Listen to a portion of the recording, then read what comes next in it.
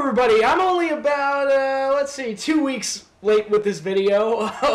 I really do apologize with the lack of video updates over the last 2 weeks, even though I promised more, but it was literally just a case of where everything got in my way in the last 2 weeks between Thanksgiving and Christmas shopping and other various activities. I never even got around to seeing Skyfall. I haven't done that yet, so I'll probably see it next week. But yeah, with my work schedule, that also got in the way. At one point, I had been awake straight for 40 hours because between work and Thanksgiving, I had actually been awake for almost 40 hours. So when I was going to do the video, I decided, you know what, I've been awake for 40 hours. I'm just going to crash. So that got in the way. And yeah, but we're heading into the Christmas season now, and you'll be seeing a little bit more of me over the next few weeks. I actually just started watching Christmas movies. I just watched, what's it called, Arthur Christmas for the first time, and I really liked it. I was like, wow, that was really cute and fun.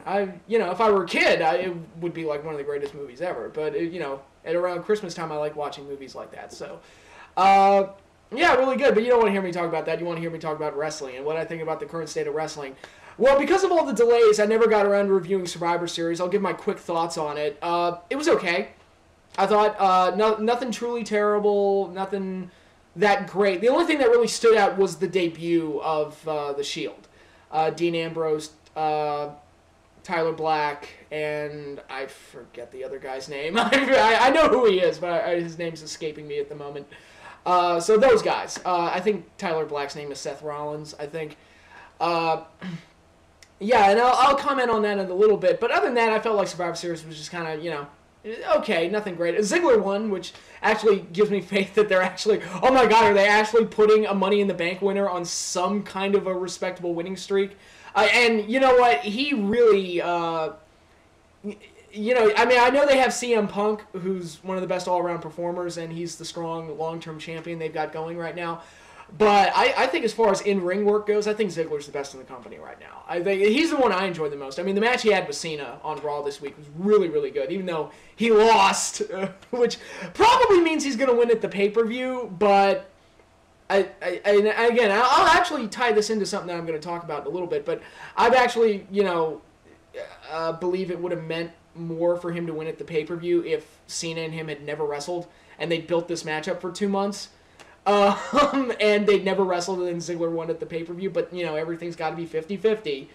Or even go with the logic of building up the heat of the heel, you know, why not have Ziggler win on Raw and then have Cena win at the pay-per-view or something? I don't know. I mean, I'm just trying to think in logical ways, but no, Cena has to get the first win because he's probably going to lose the next match, and it has to be 50-50, and that's just kind of their logic, when I would have... You know, the pay-per-view match would have been the first match.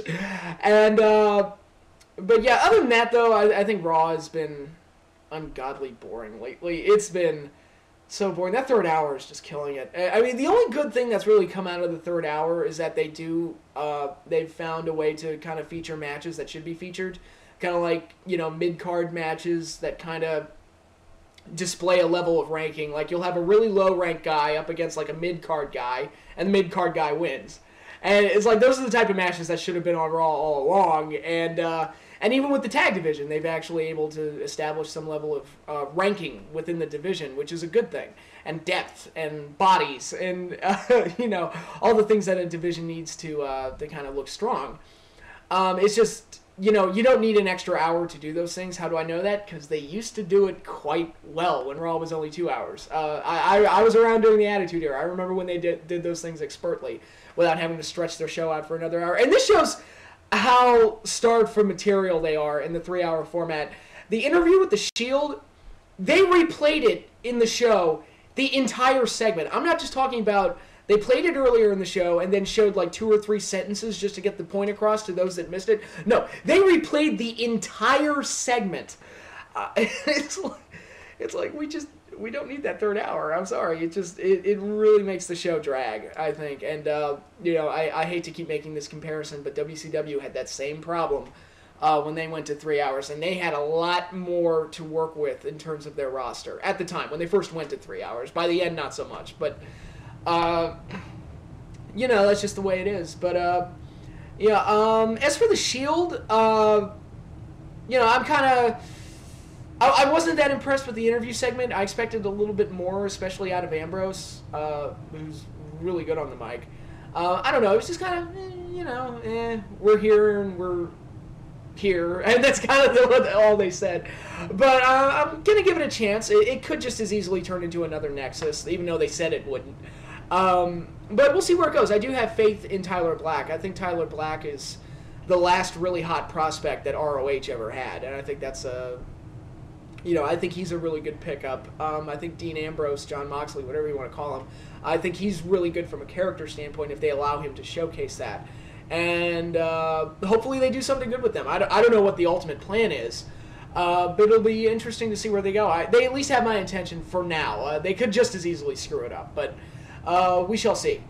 I'm going to talk about Final Resolution and TLC sometime next week, so I'll preview the pay-per-views when we get there, but I've got a lot of things to say about both shows.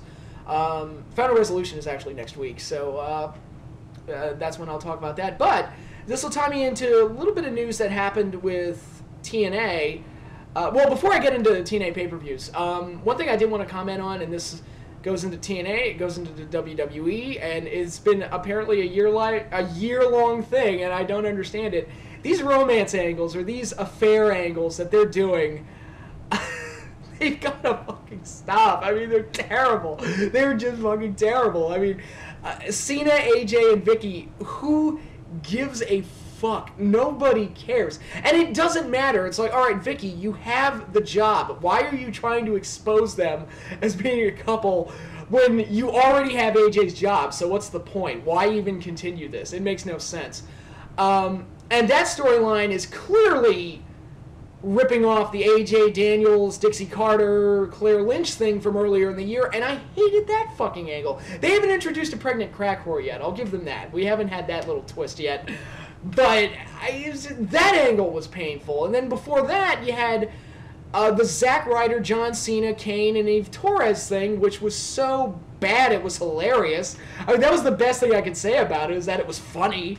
You had Zack Ryder getting killed every week. You had that stupid twist with Eve making out with John Cena for no reason, and all sorts of stupid shit happening. It was just really stupid, but at least it was funny. But now TNA, they've gone right back to doing this. I mean, they wrapped up their stupid affair angle. And then WWE does their own version of it, and it's stupid. And now TNA's going right, oh, well, we can do it better this time. Brooke Hogan and Bully Ray. And it's like, okay, I can't think of anybody less likely to be in any kind of a romance angle than Bully Ray. I mean, my God. That's just... No. Maybe the Funkasaurus or somebody like that. When you think of romance angles, you don't think of guys that look like Bully Ray. I mean, the only saving grace of that angle so far is Austin Aries getting his great little singers in there. I mean, that's really the only good part of it. But I'm just sitting there racking my brain like, why do they keep going back to this? This has just been all year. It's fucking crazy. I mean, maybe, okay, the Eve and Zack Ryder and John Cena thing, maybe that one wasn't quite as bad. But I mean, these last three, it's like it's the same damn angle done over and over and over again, and all of them suck.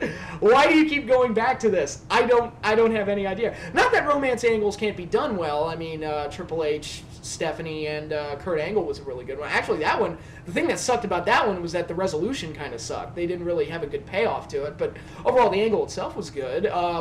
WrestleMania 8, you had Flair, Savage, and Liz, and I thought that one was really good. So, I mean, it is doable. It's just, the way they're doing it isn't. It's just horrible. It's fucking terrible. Fucking terrible. All of them, all across the board. And I don't know why WWE and TNA keep going back to it. It's crazy. Especially TNA after they did the whole Claire Lynch debacle, which is probably going to win the Gooker Award for WrestleCrap this year. I can't imagine it not. Not that there aren't other options, but Claire Lynch was so, like, special in its badness, that I think that'll kind of earn her the spot. But I don't understand why they would just go right back to it with Bully and Brooke and try to perpetuate some kind of a mystery. Are they together or are they not? It's like, well, if they are together, that would be disgusting. It would be really kind of gross. But Yeah, I mean, romance angles, not the type of thing I'd like to see Bully Ray in. No, not at all. Even like 12 years ago, just ew, no. It's really fucking weird. It's like watching my drunk uncle hit on Brooke Hogan. It's just just no. But whatever. But we did get some good news out of TNA. Apparently and I think it's good news. In 2013, they were going to cut back on their pay-per-views. They've moved Lockdown to March. They're thinking about filling the Alamo Dome for Lockdown, which I don't know how they're going to do that, but okay. We'll see what happens there. But as far as them reducing their pay-per-view number, I say a major thumbs up to that. And I know a lot of people are going to interpret that as, oh, the company is taking a hit because they're reducing their pay-per-views. And maybe it is, because they just didn't have the pay-per-view numbers to warrant holding a pay-per-view a month. But less is more for me. I mean, fuck, I'll take less pay-per-views a year. Hell yes. Even if it's just, they just reduce it down to 10, I would be like, oh, thank God. Less is better. Because, my mindset, if I were given any kind of creative control in WWE or TNA, my mindset would be, let's scale back on some things. Because the oversaturation in wrestling is a major problem, I think, in a lot of ways. There are too many pay-per-views. There are too many, like I said, if I were in WWE and they asked me to reduce the pay-per-view schedule, I would cut out the February pay-per-view and I would cut out the post-WrestleMania pay-per-view. And I think that would add a lot to WrestleMania if it was the only pay-per-view during that era. And, you have Royal Rumble and then you'd have a straight road all the way to WrestleMania. And then, because WrestleMania is more expensive, you get like an extra month off afterwards to kind of recover and set up the next pay-per-view. So, those would be the ones I would cut. And, again, if I were working for WWE, first thing I would probably do storyline-wise is like, all right, we need to unify the world heavyweight and WWE titles. Let's do that. If I had it my say, the world title wouldn't be defended on TV or pay-per-view at the most once every 3 months, just to make it feel more special when it actually does happen. Because I do feel like the world title should be a really special thing. It shouldn't be something that you see all the time. And in the WWE, you've got 2 world titles being defended all the time on pay-per-view and once in a while on TV. So can you really say a WWE title match or a World Heavyweight title match is really that big of an attraction or that big of a deal? Probably not. It's more of an expected occurrence more than anything else. And TNA, they're into that once-a-month format, and sometimes more they'll have a world title match on TV. So I think that's too much. Again, it's just a matter of going back to making things special, and I do think reducing the number of pay-per-views would help make TNA's pay-per-views seem a little bit bigger. If they take advantage of that extra time and use it to actually build up the pay-per-views and make it feel like something that their fans can't miss. But yeah, so I was happy to read that today. Yeah, and I think that's all I've got. Shield, Survivor Series, pay-per-views, and stupid romance angles. Tawdry affair angles. Soap opera bullshit.